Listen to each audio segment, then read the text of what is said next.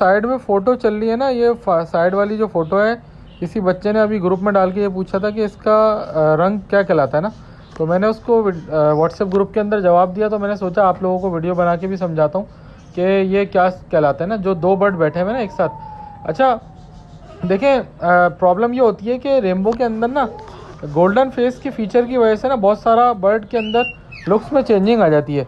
Golden face हो तो अलग चेंज हो, सिंगल फैक्टर गोल्डन फेस हो अलग लुक आता है, डबल फैक्टर गोल्डन फेस हो अलग लुक आता है, येलो फेस हो टाइप 1 अलग लुक आता है, टाइप 2 हो अलग लुक आता है, ठीक है ना। तो अब ये जो बर्ड इस वक्त पिक्चर के अंदर बैठे हैं ना, तो ये वाले बर्ड जो है ना, इनका जो कलर ओरिजिनल कलर है वो इस वजह से नहीं पता लग रहा क्योंकि इनकी बॉडी के अंदर पीलाहट बहुत शामिल हो गई है। और जिन बर्ड्स के बॉडी कलर के अंदर पीलाहट शामिल हो जाए उसको वो बर्ड्स कहलाते हैं सिंगल फैक्टर गोल्डन फेस। और उनकी दूसरी पहचान ये होती है कि जो उनका गोल्डन फेस होता है वो पीछे तक आ रहा होता है, यानी कि अगर आप देखो नर को, क्योंकि मादा का तो मुंह इस तरफ मुड़ा हुआ है तो आप देख नहीं पाओगे, लेकिन अगर आप नर का मुंह देखो ना, तो नर के मुंह को अगर आप देखो तो नाक से लेके पीछे कमर तक गोल्डन हो रही है, यानी कि पूरा हुड गोल्डन हो रहा है। ऐसा बर्ड जिसका पूरा हुड गोल्डन टाइप का हो, जैसे नर है और मादी भी ऐसी है, तो इस तरह के bird single factor golden face कहलाते हैं। Single factor golden face bird हमेशा बॉडी के अंदर कलर को ना मिक्स कर देता है, यानी गोल्डन कलर ना बॉडी के अंदर मिक्स हो जाता है। अब आप बोलोगे तैमूर भाई ये बात तो समझ में आ गई कि ये bird single factor golden face bird बैठे हुए दोनों, लेकिन आपने सवाल का जवाब अभी भी नहीं दिया कि इन दोनों बर्ड्स का ओरिजिनल कलर क्या है। देखो आपको ये बता दूं कि जो बराबर में वीडियो चल रही है और उसके पास तोते हैं, वो टर्की के तोते हैं। अब वो जो बंदा है, अगर आप इसके तोते देखो ना, तो इसके पास डबल फैक्टर गोल्डन फेस के तोते हैं जिनका मुंह फ्रंट से गोल्डन है सिर्फ, और जो उनका बॉडी कलर है ना उसके अंदर पीलाहट शामिल नहीं हुई भी। ऐसे birds double factor golden face होते हैं और डबल फैक्टर गोल्डन फेस होने की वजह से उनकी बॉडी के अंदर पीलाहट शामिल नहीं होती। तो अब आपको डबल फैक्टर गोल्डन फेस और सिंगल फैक्टर गोल्डन फेस तो समझ में आ गया। अब आ जाते हैं जो तस्वीर लगाई हुई है इसकी सवाल के ऊपर कि भाई इसका ओरिजिनल कलर है क्या। देखो ओरिजिनल कलर पता लगाने के दो तरीक़ेकार हैं। अगर ये सपोज करो कि अगर ये सफ़ेद मुंह के तोते होते ना, तो इनका जो ओरिजिनल कलर होता वो पता है कौन सा होता, जो इनकी दुम के ऊपर नज़र आ रहा है, रम के ऊपर। रम क्या होती है, जो दो परों के बीच में जगह होती है और दुम के ऊपर जो जगह होती है उसको रम कहते हैं।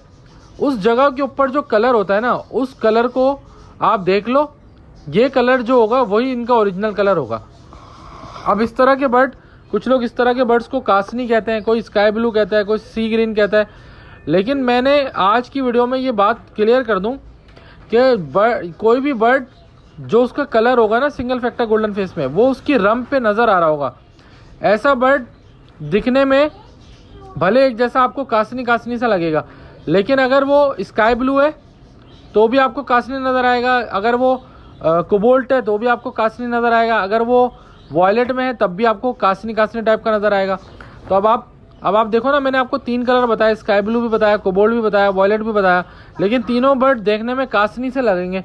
अब आपको मैं बोलूँगा यार ये वाला स्काई ब्लू है, ये वाला कोबाल्ट है, ये वाला वॉयलेट है, अब आप मेरी बात मानोगे नहीं, क्योंकि आप बोलोगे तीनों बर्ड दिखने में तो कासनी लग रहे हैं। तो मेरे भाई कासनी इस वजह से लग रहे हैं क्योंकि बॉडी कलर के अंदर गोल्डन फेस शामिल हो चुका है। जो ओरिजिनल कलर होगा ना बर्ड का, वो उसकी रम के ऊपर से नज़र आ जाएगा। तो ऐसा बर्ड दिखने में भले कासनी होगा, लेकिन आप रम चेक करो, अगर रम के ऊपर या पाँवों के पास अगर उसके वॉयलेट कलर आ रहा है तो समझ जाओ कि वो वॉयलेट बर्ड है, रेनबो का या FBG का, और वो सिंगल फैक्टर गोल्डन फेस है। यानी कि अगर आप उस बर्ड के साथ वॉयलेट लगाओगे या वॉयलेट प्रोड्यूस कराना चाहोगे तो उससे वॉयलेट प्रोड्यूस हो जाएंगे। इसी तरह से अगर वो बर्ड स्काई ब्लू होगा तो उसके रम पे और पाँवों के पास नीचे के परों पे नज़र आएगा वो कलर स्काई ब्लू। इसका मतलब है कि वो स्काई ब्लू है ओरिजिनली, और स्काई ब्लू बच्चे प्रोड्यूस करेगा अगर वो स्काई ब्लू से लगाओगे या जो भी है सिस्टम उसका। इसी तरह से अगर कोई बर्ड कोबाल्ट होगा वो कोबाल्ट नज़र आएगा। तो आज की वीडियो सिर्फ इस बात के ऊपर नहीं थी, ये मेरे जहन में टॉपिक आया तो मैंने कहा आपको बता दूं। तो अगर आपसे मैं पूछूं इन दोनों बर्ड्स का कलर क्या है तो आप कमेंट में बताएं। रम के ऊपर मैंने आपको वो दिया है मौका, थोड़ा सा गाइड भी कर देता हूँ, चले मैं बता ही देता हूँ, छोड़ो यार। अच्छा देखो, इसकी रम के ऊपर जो कलर है ना वो स्काई ब्लू है ना वो वॉयलेट है, बल्कि वो एक बीच का कलर है जिसको हम कोबाल्ट वगैरह कह रहे होते हैं ना। तो कोबाल्ट या डबल फैक्टर स्काई ब्लू इस तरह के बर्ड होते हैं। तो ये मुझे मेरे तजुर्बे के हिसाब से लग रहा है ये कोबोल्ट बर्ड है, ठीक है। कुछ लोग बोलेंगे डबल फैक्टर स्काई ब्लू है, ठीक है, वो भी सही कह सकते हैं, लेकिन इस बर्ड को क्योंकि मैं हाथ में पकड़ के नहीं दिखा रहा, तो वरना मैं आपको एग्जैक्टली इस कलर का बता देता कि ये क्या है, तो ये एक आइडिया हो जाता है।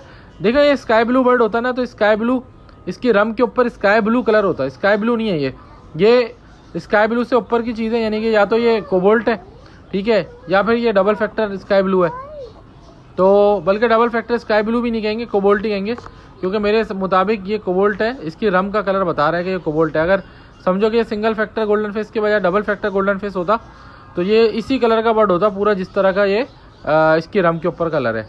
चले गाइस, ये तो हो गई बात आप लोगों की नॉलेज में इजाफा करने वाली, ये बहुत इंपॉर्टेंट बात बताइए। अच्छा, आप कुछ लोग पूछेंगे तैमूर भाई इस तरह का जोड़ा किस तरह का बच्चे निकालता है। देखो ये दोनों bird single factor golden face है, जब भी आप 2 single factor golden face bird लगाओगे तो वो 50% चांस ये होता है कि डबल फैक्टर गोल्डन फेस बच्चे दे दें और बाकी बच्चे सिंगल फैक्टर गोल्डन फेस दे दें, ठीक है। तो ये चांस होता है, लेकिन अक्सर लोगों ने टेस्ट ब्रीड कराया है मार्केट से लिए हुए बर्ड्स को, तो कभी कभी वो वाइट फेस का बच्चा भी देते हैं, जबकि हमारी थ्योरी के मुताबिक अगर बर्ड गोल्डन फेस है तो वो वाइट फेस का बच्चा देता नहीं है कभी भी, ठीक है। लेकिन बहरहाल लोगों ने बोला कि ऐसा हुआ है, लेकिन हमने माना नहीं। बहरहाल तो 2 सिंगल फैक्टर गोल्डन फेस के bird double factor golden face का बच्चा प्रोड्यूस करने के काबिल होते हैं और उनमें ये सलाहियत होती है, क्योंकि दोनों bird single factor golden face है तो बच्चे में डबल फैक्टर गोल्डन फेस आ जाता है कुछ। हाँ, वो अलग बात है कि सारे बच्चों में नहीं आएगा डबल फैक्टर गोल्डन फेस, कुछ में आ जाएगा, कुछ में सिंगल फैक्टर गोल्डन फेस आ जाएगा, ठीक है। और ये सारी चीज़ें पेडिग्री पे भी मेंटेन कर रही होती हैं, डिपेंड कर रही होती हैं कि दादा दादी कौन थे, नाना नानी कौन थे, तो पेडिग्री पता होना इसलिए ज़रूरी होता है। अगर नहीं पता तो फिर आपको टेस्ट ब्रीड के बाद खुद ब खुद बच्चों से पता चल जाता है कि इनकी पेडिग्री क्या है। अच्छा, अब आ जाते हैं साइड में एक बहुत अहम वीडियो चल रही है, पूरा सेटअप एक बंदे ने दिखाया है, उसके अंदर बहुत अहम उस बंदे की ने बातें की हुई हैं और दिखाया हुआ है। तो अगर आप पहले तो ये देखो कि कुछ लोग मुझसे बोल रहे थे कि रेम्बो बढ़ जाएगा, सब लोग रेम्बो में कूद गए, तो भाई मुझे इस बंदे का जो सेटअप है ना उसको देखने के बाद मुझे हैरानी ये हुई, इस बंदे ने अपना व्हाट्सअप नंबर भी चलाया हुआ है। अच्छा, मुझे इस बंदे के पास बर्ड्स देखने के बाद हैरानी ये हुई कि यार ये बंदा इतने क्वांटिटी में टॉप क्वालिटी के रेम्बोज लगा के बैठा हुआ है, ठीक है, और उसके बावजूद भी ये प्रोडक्शन करा रहा है और इसको ये डर नहीं है कि रेम्बो का रेट गिर जाएगा, ठीक है। अच्छा, अब मैं आपसे ये सवाल करूँ ना अगर कि भाई आपके पास इस तरह का सेटअप लगा हुआ है जिस तरह का इसके लगाया हुआ है, इस तरह के पेयर्स हैं मौजूद कोई 50, 60, 70, 100, जो आप लोग बोल रहे हो कि यार 100 पेयर इस तरह की क्वालिटी में लगे हुए रेम्बो के, और अगले साल तो रेम्बो या 2 साल में रेम्बो बढ़ जाएगा। एक पेयर भी जो है ना, एक पेयर, मैं कहता हूँ एक पेयर भी कोई मुझे दिखा देना इस क्वालिटी का अपने पास, तो मैं उसको चैंपियन मान लूँगा रेम्बो का, और मैं उसको कहूँगा कि वही गद्दी नशीन है भाई रेम्बो का आज से।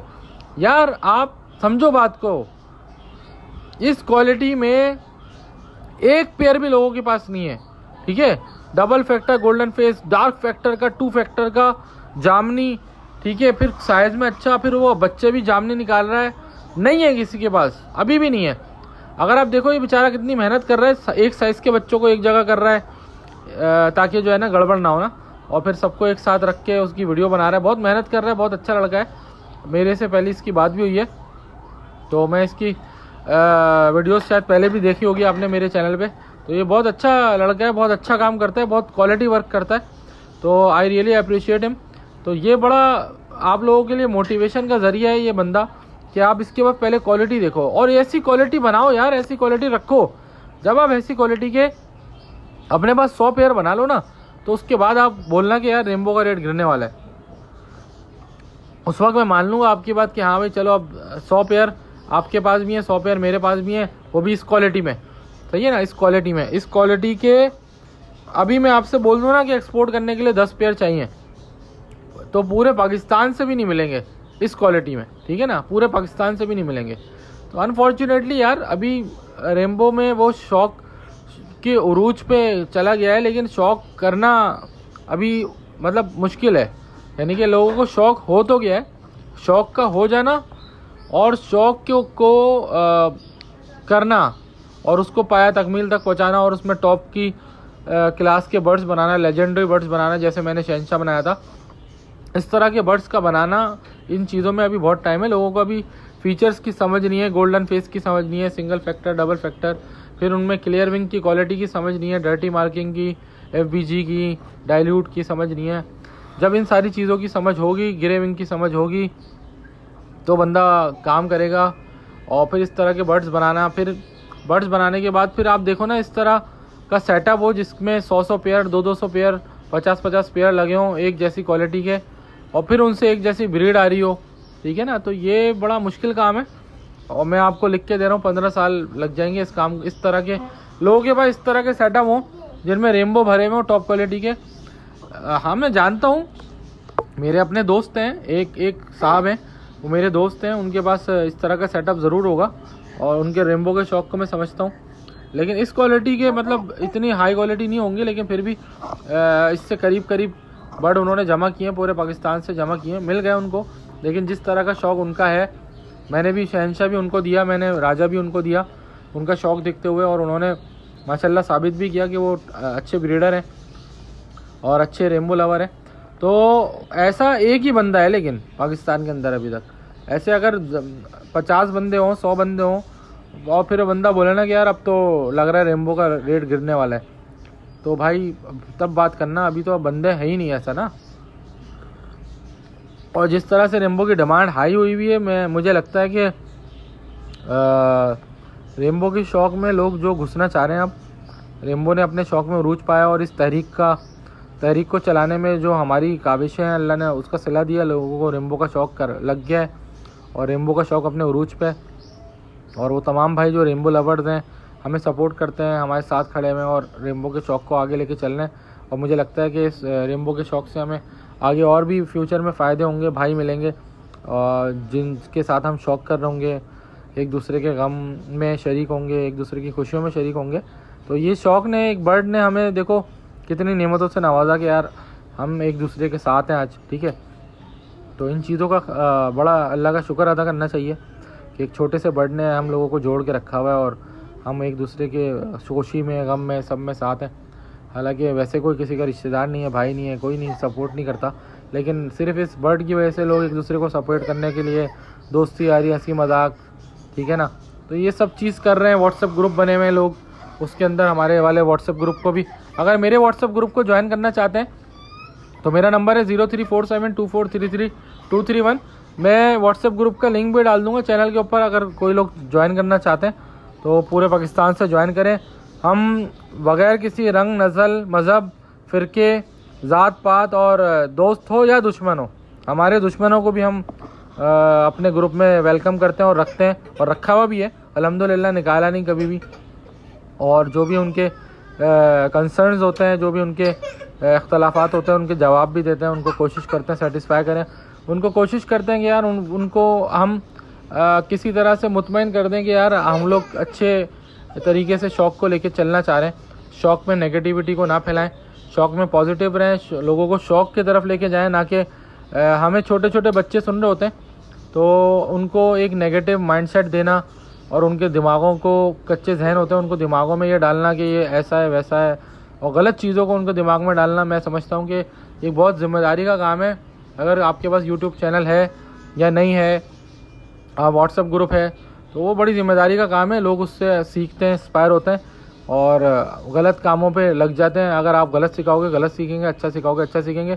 जब भी मैं हमेशा पॉजिटिव रहता हूँ और अच्छी चीज़ें सिखाने की कोशिश करता हूँ, ताकि जो मेरे चैनल पे देख रहे हैं बच्चे, वो पॉजिटिवली चीज़ों को लेके चलें, शौक़ को लेके चलें, और आगे बढ़ें और अपनी लाइफ में। और मैं हमेशा ये मैसेज देता हूँ कि यार अपनी पढ़ाई नहीं छोड़ो, शौक़ अपनी जगह है, लेकिन जो मेन आपका कंसर्न है, जो आपको कमा के देगा, वो आपकी पढ़ाई है, आपका बिज़नेस है। मिलते हैं भाई अगली वीडियो में। ख्याल रखें अपना। गुड बाय, अल्लाह हाफिज़।